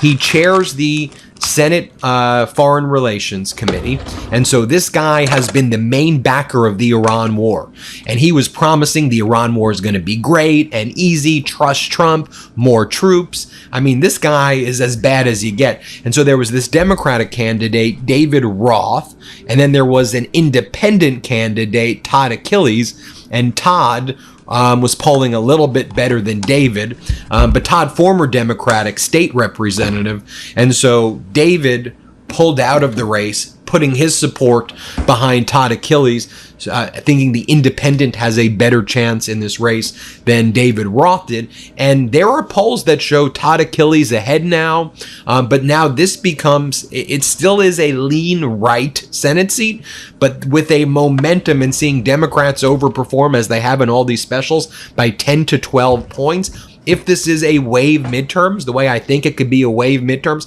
I see that road to even Idaho flipping. Pay attention to Idaho right here. And by the way, this is a third major race this month where a Democrat has dropped out to clear the way for an independent in a red state, in order to allow for someone who could ultimately caucus with the Democrats to ensure Republicans are defeated. Todd Achilles said, with Mitch McConnell out of the Senate, I want to say congrats to Jim Risch on his promotion to the third oldest U.S. senator. Way to go, buddy. And just so you see this heinous MAGA Republican Senator Jim Risch of Idaho, and if you're from Idaho, tell me how you feel about this in the comments below also, and make sure everybody subscribes to our YouTube channel. But this was June 23rd, 2026. This is Senator Risch back in June 23rd, delivering remarks telling people don't support war powers resolution. Let Trump do whatever Trump wants to do in Iran. Remind you, we have the receipts to all this stuff. This was June 23rd. And I think the people of Idaho will go, man, you want data centers in our backyard. You want never-ending wars with the United States and Israel going to war against everything while our country suffers. You want tariffs against the world. And don't try to act like that's helping the farmers of Idaho right now. Quite the contrary. Here's what Jim Risch has to say. Let's play it. Mr. President, today we have before us House Concurrent Resolution number 86. That is the item of business. Well, first of all, I ask unanimous consent to speak for up to 5 minutes before the previously scheduled recess. Thank you, Mr. President. I'm going to talk for a minute about House Concurrent Resolution, the item of business that is before the United States Senate this morning. This is a House Concurrent Resolution which states in operative part, quote, Congress directs the President to remove United States armed forces from hostilities against the Islamic Republic of Iran. I'm going to urge everyone to vote no on this. It is wrong on so many levels, starting with the fact that a concurrent resolution process, which this attempts to do, has been held unconstitutional by the United States Supreme Court. So whatever... Held unconstitutional by the United States Supreme Court. Don't all of them, ain't them the people he put in there? I mean, not all of them. But that just goes to show you that you can't even rig the Supreme Court, buddy. Nice try, though. Happens with this, it's going to have no effect. The president isn't going to pay any attention to it. That's one thing. The second thing that's wrong with this is it directs him to remove United States armed forces from hostilities. There are no armed forces at this moment that are engaged in hostilities with Iran. The third thing, and the most important thing, is that voting on this, whether it passes or fails, sends a message to Iran. If this passes, the Iranians are going to simply stand up and walk away from negotiations. They're going to say this thing's over. The Congress has told the President of the United States, leave us alone. We can do whatever we want to do, and they will walk away. If you think that's a good idea, you should vote for this. On the other hand, if you believe that what the President of the United States has done, and that is bring the Iranians to the table to negotiate on items that they have refused to negotiate on for a long time in the past, and has used the armed forces of the United States to bring them to the table, then you should vote no on this. Let diplomacy work. Give the President, give the Department of State, give the current administration the ability to, once again, give Iran the opportunity to do the right thing. Maybe they will. We don't know for sure yet because we have some 50-some days left of the negotiations, but we ought to at least give that an opportunity to work. I urge everyone to vote no on the resolution. Thank you, Mr. President. And then to remind you, back in January of 2025, Jim Risch was saying maximum pressure against the mullahs work, maximum pressure against Iran. He was one of the architects of all of this, starting back in January 20, going back earlier. But look what he said then. Play this clip. Trump left office at the end of his first 4 years. Iran was greatly weakened economically, militarily, and everything else. Of course, then the new administration came in, shoveled a bunch of cash into him, begged him to come to the table to make an agreement. And as a result of that, Iran got stronger and stronger. The good news is that this administration has a different view of it. I've had lengthy discussions with them, with the president himself. They are going to go back to a maximum pressure campaign against Iran. And look, Iran's got a decision to make. It isn't the people of rule. It is the regime in the people. Yeah, we don't do no lying in this chat, and we damn sure ain't gonna let you do no lying in this chat. Check yourself. Iran, they want their freedom. They would love to have a free democratic country. The population leans west if it possibly can, and the regime that's there is going to have to make some really tough decisions because I just don't see with the exterior pressure they're getting, the interior pressure they're getting, that they can sustain what they've been doing for any length of time. And I've got more receipts of this guy. February 24th, 2026, 4 days before the invasion. Here's what he was saying. Let's play it. I think the Iranian regime needs to listen very carefully to what President Trump is saying. He's a man who does not make idle threats.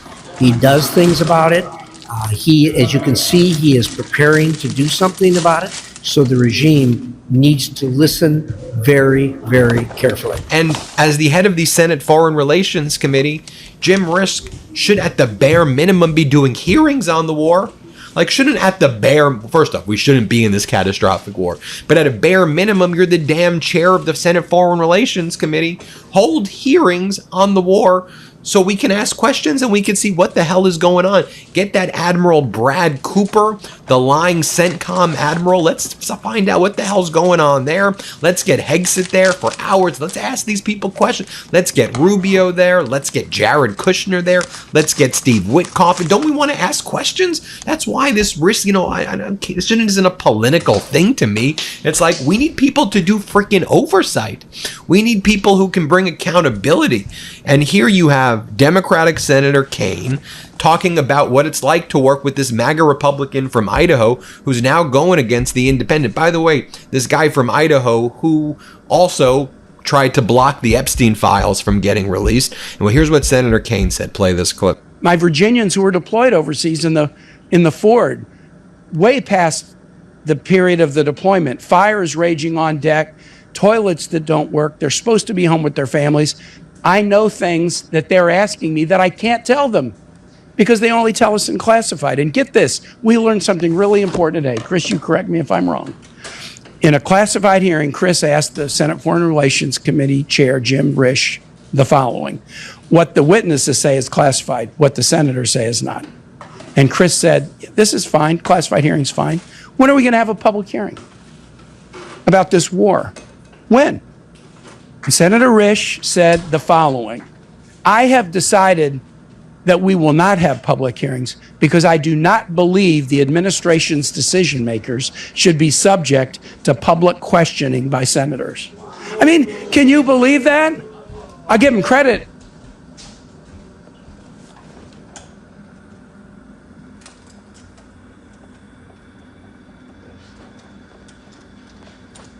Let's go, y'all. Smash that like button, double tap that. Hi, Nicole. Thanks so much. Welcome to The Beat, everyone.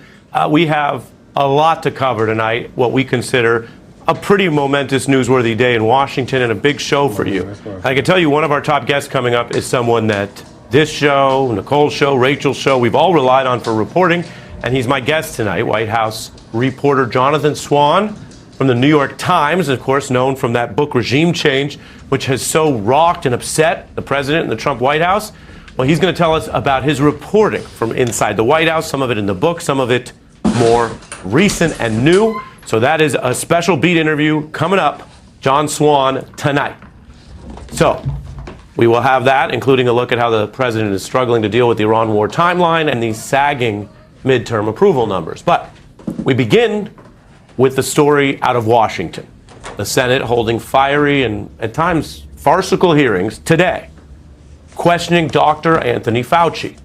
And he pled the Fifth, which itself is unusual for such a senior government official. He hasn't done that, of course, in the past. He's testified to many different Congresses under both parties. He did it today in protest of what he views as Republicans' unlawful demands that he be sent to jail, and a forum that he and his lawyers say is completely rigged. So why engage with it?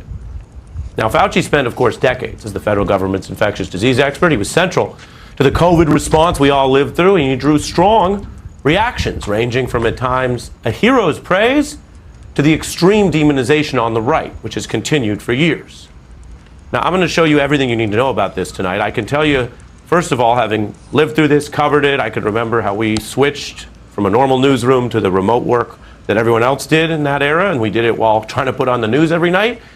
I can tell you that over the years, the politics of COVID have been, of course, intense, but also strange. First, Democrats led a very strong response during the pandemic.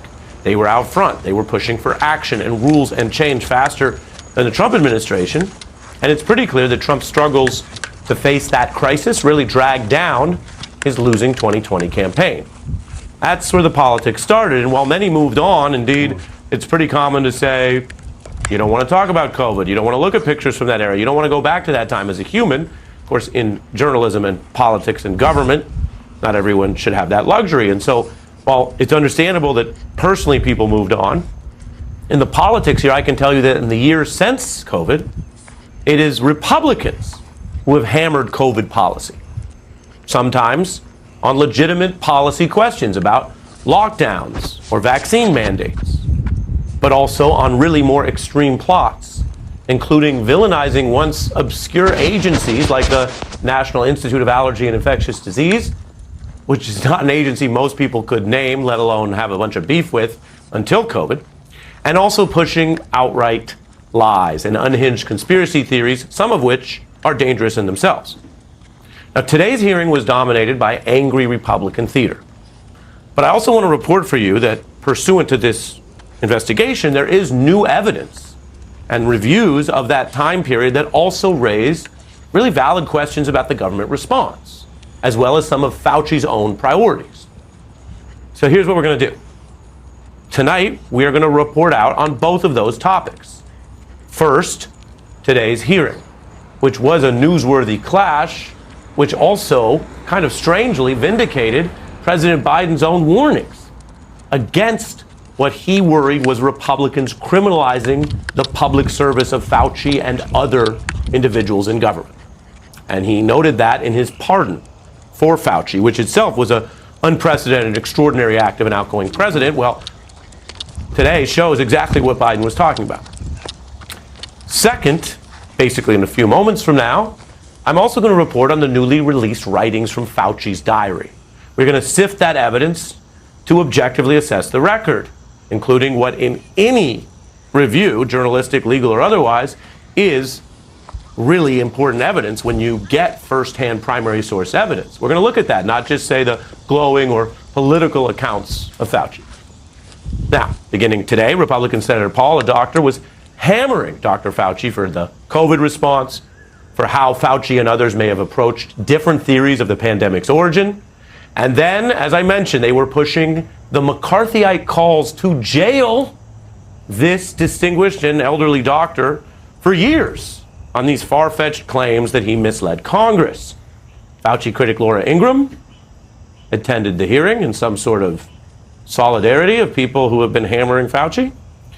Republicans went after him as if at times it seemed like he was the one who caused COVID's death toll, or that they argued Fauci maybe had no concern for the victims, which is a very odd line of attack. If you all remember what we lived through, the way they talked about Fauci almost felt like a lifted projection of Trump's cold and meager response during that time. You force people to watch their loved ones die alone over the phone. It's disgusting. Who the do you think you were for doing that? Loss of trust may be your most damaging legacy. During the pandemic, you got rich, didn't you? It is a total disgrace what you did to this country. You got rich while people were dying, hundreds of thousands of Americans, over 1 million in the end. You lied to hundreds of millions of people amid the worst public health crisis in a century. COVID lockdown, however, could never have been inflicted without you aiding and abetting the crime. This has destroyed decades of progress and lifetimes of work because you wanted to fuel your own ego and be the center of attention. It went on and on like that. Dr. Fauci rebutted Senator Paul and saying the senator's obsessed with him. Fauci and his team argued the hearing was rigged, that it was aiming for that perjury trap I mentioned, so that he would invoke those rights, which, by the way, everyone has, the Fifth Amendment right not to incriminate yourself. Although I will note for you that is unusual for federal officials, most of whom don't invoke it and tend to testify, which he has in the past. And add to that Fauci already has federal immunity for his time in office from that Biden pardon, which was a move to preempt exactly what Republicans tried today. Now, they're trying to say that they might find new conduct legally that took place after Biden left office, which is the duration of that pardon, as some sort of hook to then get the Trump DOJ to potentially indict Fauci. Now, that sounds like quite a far-fetched bank shot and a legal abuse of power, but it's of course possible given how many other Republican and Trump foes are already being probed or charged under this discredited DOJ since the second term began.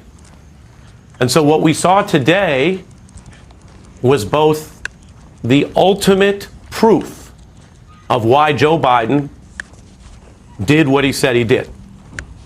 He didn't give a bunch of, far-fetched reasons. He very clearly said at the time, because of the criminalization of public service, he was going to take that unusual step and pardon Fauci. Some criticized at the time as extreme or paranoid. Today shows it was certainly not that. I'm lowering my ask to just $1 today, and here's why. This Senate race in Texas is likely going to be the most expensive and the most competitive. So at this point, y'all, I genuinely don't understand what CNN is doing, who it's for, because, when you turn on Fox News, you know what you're getting. You're getting state regime propaganda. You're getting MAGA propaganda, Republican propaganda pumped directly into your bloodstream. You're getting boomer poison that has brainwashed, your dad or your grandfather. Like, that's what you're getting. And there is no counterweight to that. That it's not like MS Now is not like the left-wing version of Fox News. They're not like an extremist outlet that's doing propaganda. No, they just do they're like a center-left outlet.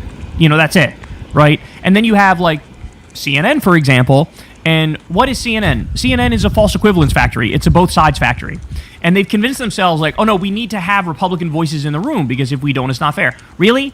Well, Fox News has like 90% right-wing hacks, and do this. You don't need to do this. You don't need to say, hey, for balance's sake, we need absolute depraved liars to be in the room. You don't have to do that. You could actually just go out there and do your job and give people news and information and educate them and tell them this thing called the truth. You could just do that. Cooking dinner, but they don't want it. They don't want it. Especially now that, Trump's billionaire buddy, the Ellisons. You know, the Ellisons have taken over CBS News. They've taken over TikTok. They're trying to take over CNN.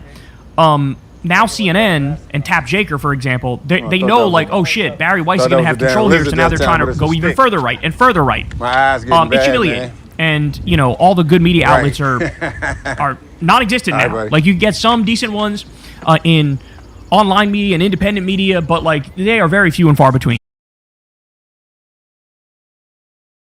And friends this morning, and he was open about the idea that Netanyahu is going to try to bait him into going further. But it's very clear from the tenor of the remarks and the tone and the content of the remarks, that he's looking for an off-ramp here. The problem, of course, is that there's not really a convenient one to have.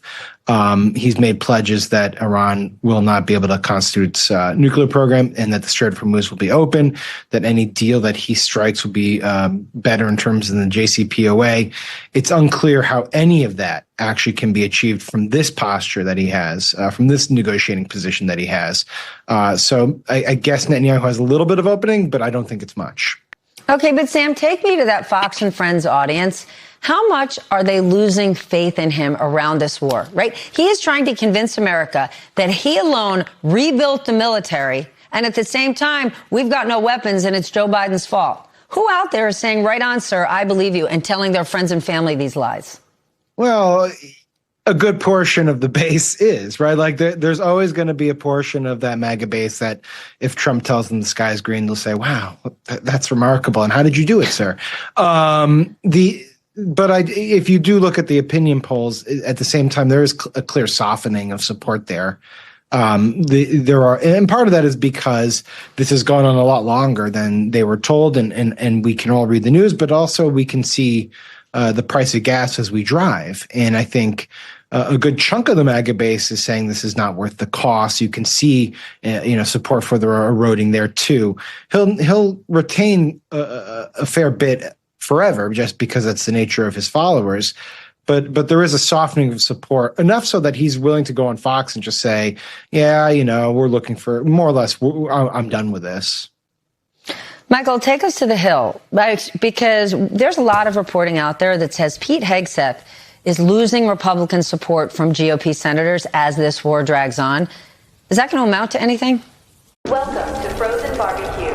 Please remain calm and hungry. Customer patience level unstable. Hey, Chef, we believe in you. Warning, meat pile pressure rising. Automation protocol activated. Critical alert. Hunger levels have exceeded common sense. I'm hungry! Please, hurry up! Grill overload detected. Warning, grill pressure rising. Finally, steak! Warning, grill capacity has reached limit. Please? Chef, you're saving lives out here. Conveyor belt activated. Cooking speed increased. Overload resolved. Customer survival rate high. Lunch rush completed.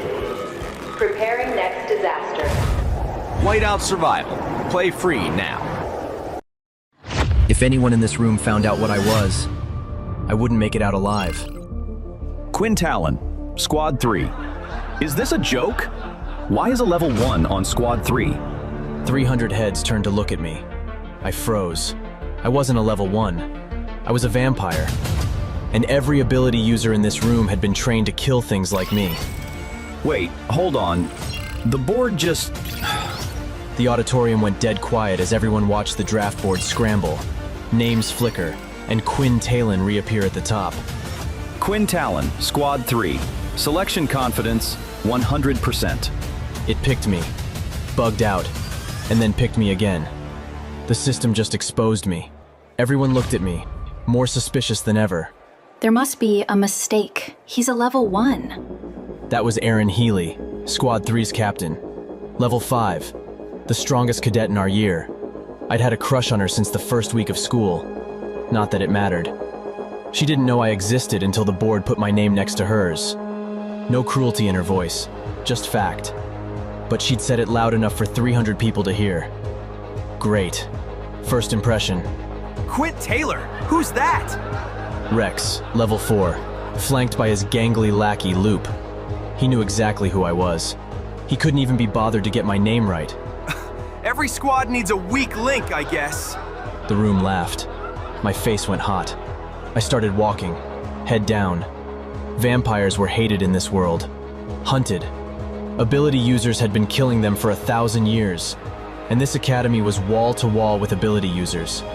If anyone found out what I wasn't just expelled. I was dead. I was nearly level with Rex when he stepped into my path. Well, I guess even the Academy makes mistakes. Good luck out there, mistake. I looked Rex dead in the eye. Better a mistake than the guy who peaks at level 4. The laugh that moved through the room had a different edge. Not laughing with Rex anymore. Rex's grin vanished. His jaw tightened. He lunged for me. I wasn't looking at him. I didn't need to. I felt him shift his weight before he'd even lifted his hand. Then I was 2 feet to his left.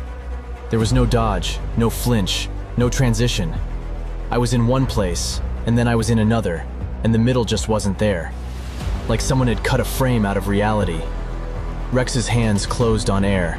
He stumbled to one knee. Did you see that? How did he... A level 1 can't move like that. The whispering spread fast. Not laughter this time. Something else. 300 ability users had just felt something they couldn't name. Rex muttered something to Loop, and I felt it. The air shifting. An invisible force field locking around my body. Loop's ability. Telekinesis. It froze me in place like I'd been set in concrete. Inescapable for a level 1. I could shatter it with another step, but then everyone would see. Don't move. Don't react. Let them think you're frozen. Rex stepped up in front of me. Took his time. He knew I couldn't move. The whole room knew. He cleared his throat. I heard it coming. A glob of mucus hit the side of my head. Thought you were quick! Level 1? Students choked with laughter. Rex grinned and took a bow. And I had to stand there, spit running down my face, because I couldn't show anyone who I really was. It was so unfair. My fists clenched, and the floor cracked. A single hairline fracture split the tile beneath my feet. I gasped, terrified I'd revealed myself. But the room was too distracted by Rex's grandstanding to notice. Good luck out there, talentless Talon! It would be so easy. One move and everyone would know what I was, and I would never have to take this again. But I said nothing. Then, a spike of ice buried itself between Rex's legs. Dead center, 1 inch from his manhood. The laughter died.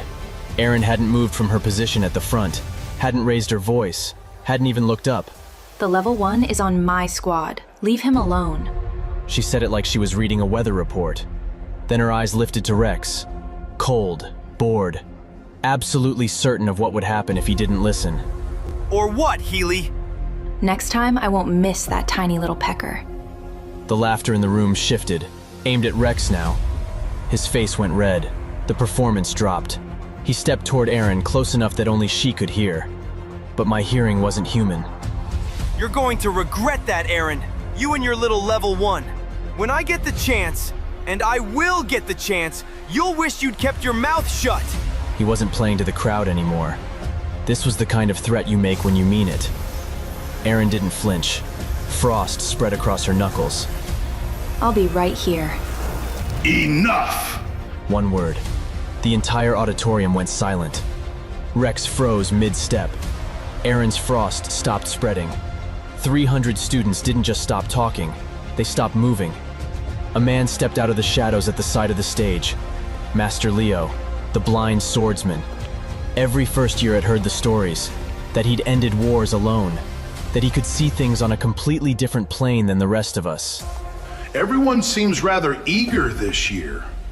He moved like the room belonged to him. Not with aggression, but with the absolute certainty that nothing in it could touch him. Everyone stayed frozen. And then, he smiled, and the air returned to the room. He looked at the entire auditorium, and somehow, I felt like he was only looking at me. You've been drafted. The squad qualifiers start now. Phase 1, individual duels, no abilities. No abilities in a qualification trial. Abilities show you what a student has. He paused. and something shifted behind his eyes.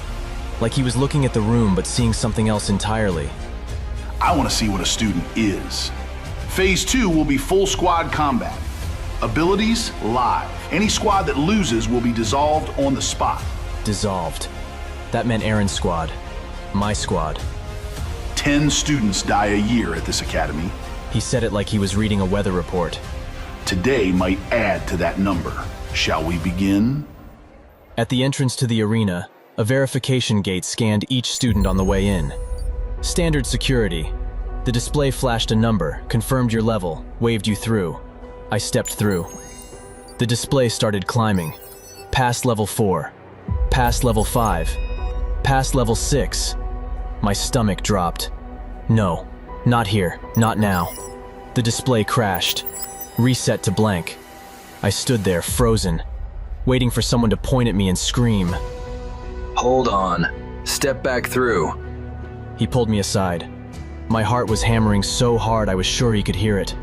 He reset the machine, checked the wiring, and gestured me back through the gate. I stepped through again. The display flickered and stayed blank. Nothing. Huh. Guess the scanner's having a bad day. Go on ahead. We'll get it looked at. He'd already moved on to the next student. Just a technician with a broken machine. But from the observation deck above the arena, Leo was staring at a screen. Then at me. Then back at the screen. My hands were shaking, and Leo was still watching. The trial arena opened up beyond the gate. It was massive. A flat combat floor ringed with tiered stands that were already filling with students. Squads clustered below, sizing each other up across the open ground. I found Squad 3 on the far side. Well, Republicans, Steph, are becoming just sick and tired of this war overall. We saw that vote on the War Powers Resolution in the House last week, and there were those 4 Republicans who voted in favor of it. It's worth noting they were the same 4 Republicans who voted for it last time, so there was no elevated GOP support. But the place where you really strike a nerve among Republicans when it comes to this war are gas prices. Republicans are very vulnerable heading into the November midterm elections. I was talking to one House Republican recently who said that those gas prices are 2-foot-high signs that are difficult to ignore, near impossible for voters to ignore. And with Republicans controlling all levers of power right now in Washington, Republicans are keenly aware and concerned that they are going to get the blowback from voters. So it falls on President Trump. It falls on Secretary Pete Hegseth. But the political ramifications here are really where it's hitting Republicans the hardest. And as we inch closer to November, less than 100 days away, that concern is becoming very acute. It's also worth noting that Michael looks like she is in the opening scene of The Wizard of Oz right now. Yes. As 2 foreign leaders are descending on Washington who are both involved in foreign wars. That's noteworthy. All right, let's talk about one of them. I want to talk about Zelensky's visit. Ambassador, what are you looking for? What are you hoping for? Yes, the meeting last month in France was positive, but we can never forget the awful meeting that took place in the White House last year. Exactly. And that's why what I'm hoping for is no news. I hope it's just a boring meeting. Nobody's going to report on it. There won't be any press in the room. I think that's the best that Zelensky can hope for in terms of the public messaging. And then the private messaging, it is better. And it's better for a really important reason I think needs to be stressed. It's better because today the Trump administration is no longer trying to convince Zelensky to give up Donbass. I think now when we put together the reporting, I think that was pledged. I think that was promised in the Alaska meeting. You read what Putin and his people have said, Foreign Minister Lavrov. They thought that's what they got. And we had to endure months of pressure on Zelensky to take that deal. And he resisted it. And now they've moved away from it. I think that's really good news. The challenge now, of course, can they get a different deal without Donbass? I'm not optimistic that that's going to happen anytime soon, but not having that pressure on Zelensky means that this could be a positive meeting. That is no news, I think, is good news at this point. Well, yesterday the president was asked about Zelensky's recent claim that Russia is helping Iran target American bases. Watch this. We'll find out eventually. I'll ask Putin about it. We'll find out. hasn't had much impact because we've knocked the hell out of him. What do you think? If that's the case.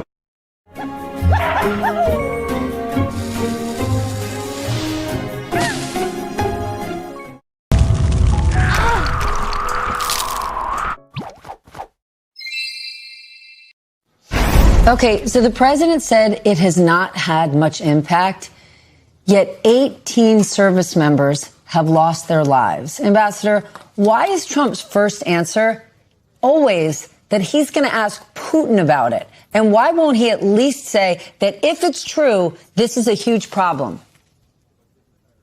Well, first, Russia and Iran are allies. They coordinate, they sell weapons together.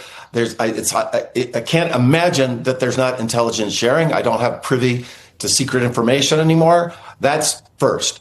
Number two, what is he saying? We'll find out. How come he doesn't know? Maybe we should be increasing our intelligence community and strengthening it rather than gutting it in some kind of purge that's going on now. And then third, I'm going to ask Putin. Seriously? Putin's never going to tell him the truth on that. And the very notion that he sets it up, that's how he's going to find out whether it's truth or not. It's just shocking to me that he continues to say things like that. And I think it's embarrassing for him. I think it's such a weak look that he says things like that. I don't understand why his team doesn't explain to him, Mr. President, you look weak when you make statements like that. And how might Ukraine targeting an Iranian ship in the Caspian Sea over the weekend, how could that impact both wars, Mr. Ambassador? That was an audacious move, and I think you're seeing that, remember a year ago, you showed clips of it, President Trump said, you don't have any cards, Zelensky, you don't have any cards. They've got a lot of cards right now. Their production of long-range drones, long-range missiles, 7 million they're predicting in 2026, means that they can do things deep inside Russia that has changed the balance of power in the war and the perception. And that, I think, will be a topic of the conversation today. And I hope it means that Trump will get further behind President Zelensky. There are things he can do, including providing more interceptors. By the way, we used to provide military assistance to Ukraine. We don't talk about that anymore, but Trump cut that. He drove it down to near zero. He could do that as well, because I think the tide has changed. It doesn't mean the Ukrainians are going to win this war in the next few months. Let's not be naive about that. But the notion that they don't have any cards, they have cards. They can strike all the way to the Caspian Sea. Michael, today in Washington, they will be honoring the life of Lindsey Graham. That is why these two world leaders are in town. Obviously, Lindsey Graham was a major advocate for Ukraine. Where does support for Ukraine on the Hill stand right now? Will there be someone to take Lindsey Graham's place? That's the big question, Steph. And I think that President Zelensky is keenly aware that that question still has to be answered. There's now a massive vacuum in terms of somebody who is in President Trump's ear, somebody who the president listens to and trusts, who is in favor of Ukraine and supporting Ukraine against its war with Iran. Now, notably, President Zelensky is going to be meeting with all senators later tonight after the funeral, likely to make his case and potentially look for that new interlocker between himself and President Trump. It's also worth noting that later today, the Senate is going to take the first procedural vote on an Iran and Russia sanctions bill. It's something that Lindsey Graham has been working on for months, that had a number of starts and stops. But now there is a compromise piece of legislation. It's going to need 60 votes to advance. So how many votes that gets and whether it breaks that 60 vote threshold will be a big determiner of what exactly is the support among GOP ranks right now for Ukraine. But certainly right now, Lindsey Graham's absence is going to be felt for a number of reasons, whether it's the political issues that happen on Capitol Hill, being again that interlocker between President Trump and Republicans in the Senate. But one of the biggest things is going to be his presence on the international stage, since he was an advisor for President Trump on so many different issues, particularly when it came to the war with Ukraine and particularly supporting Ukraine in that war at times when it seemed like the president's support may have been waning.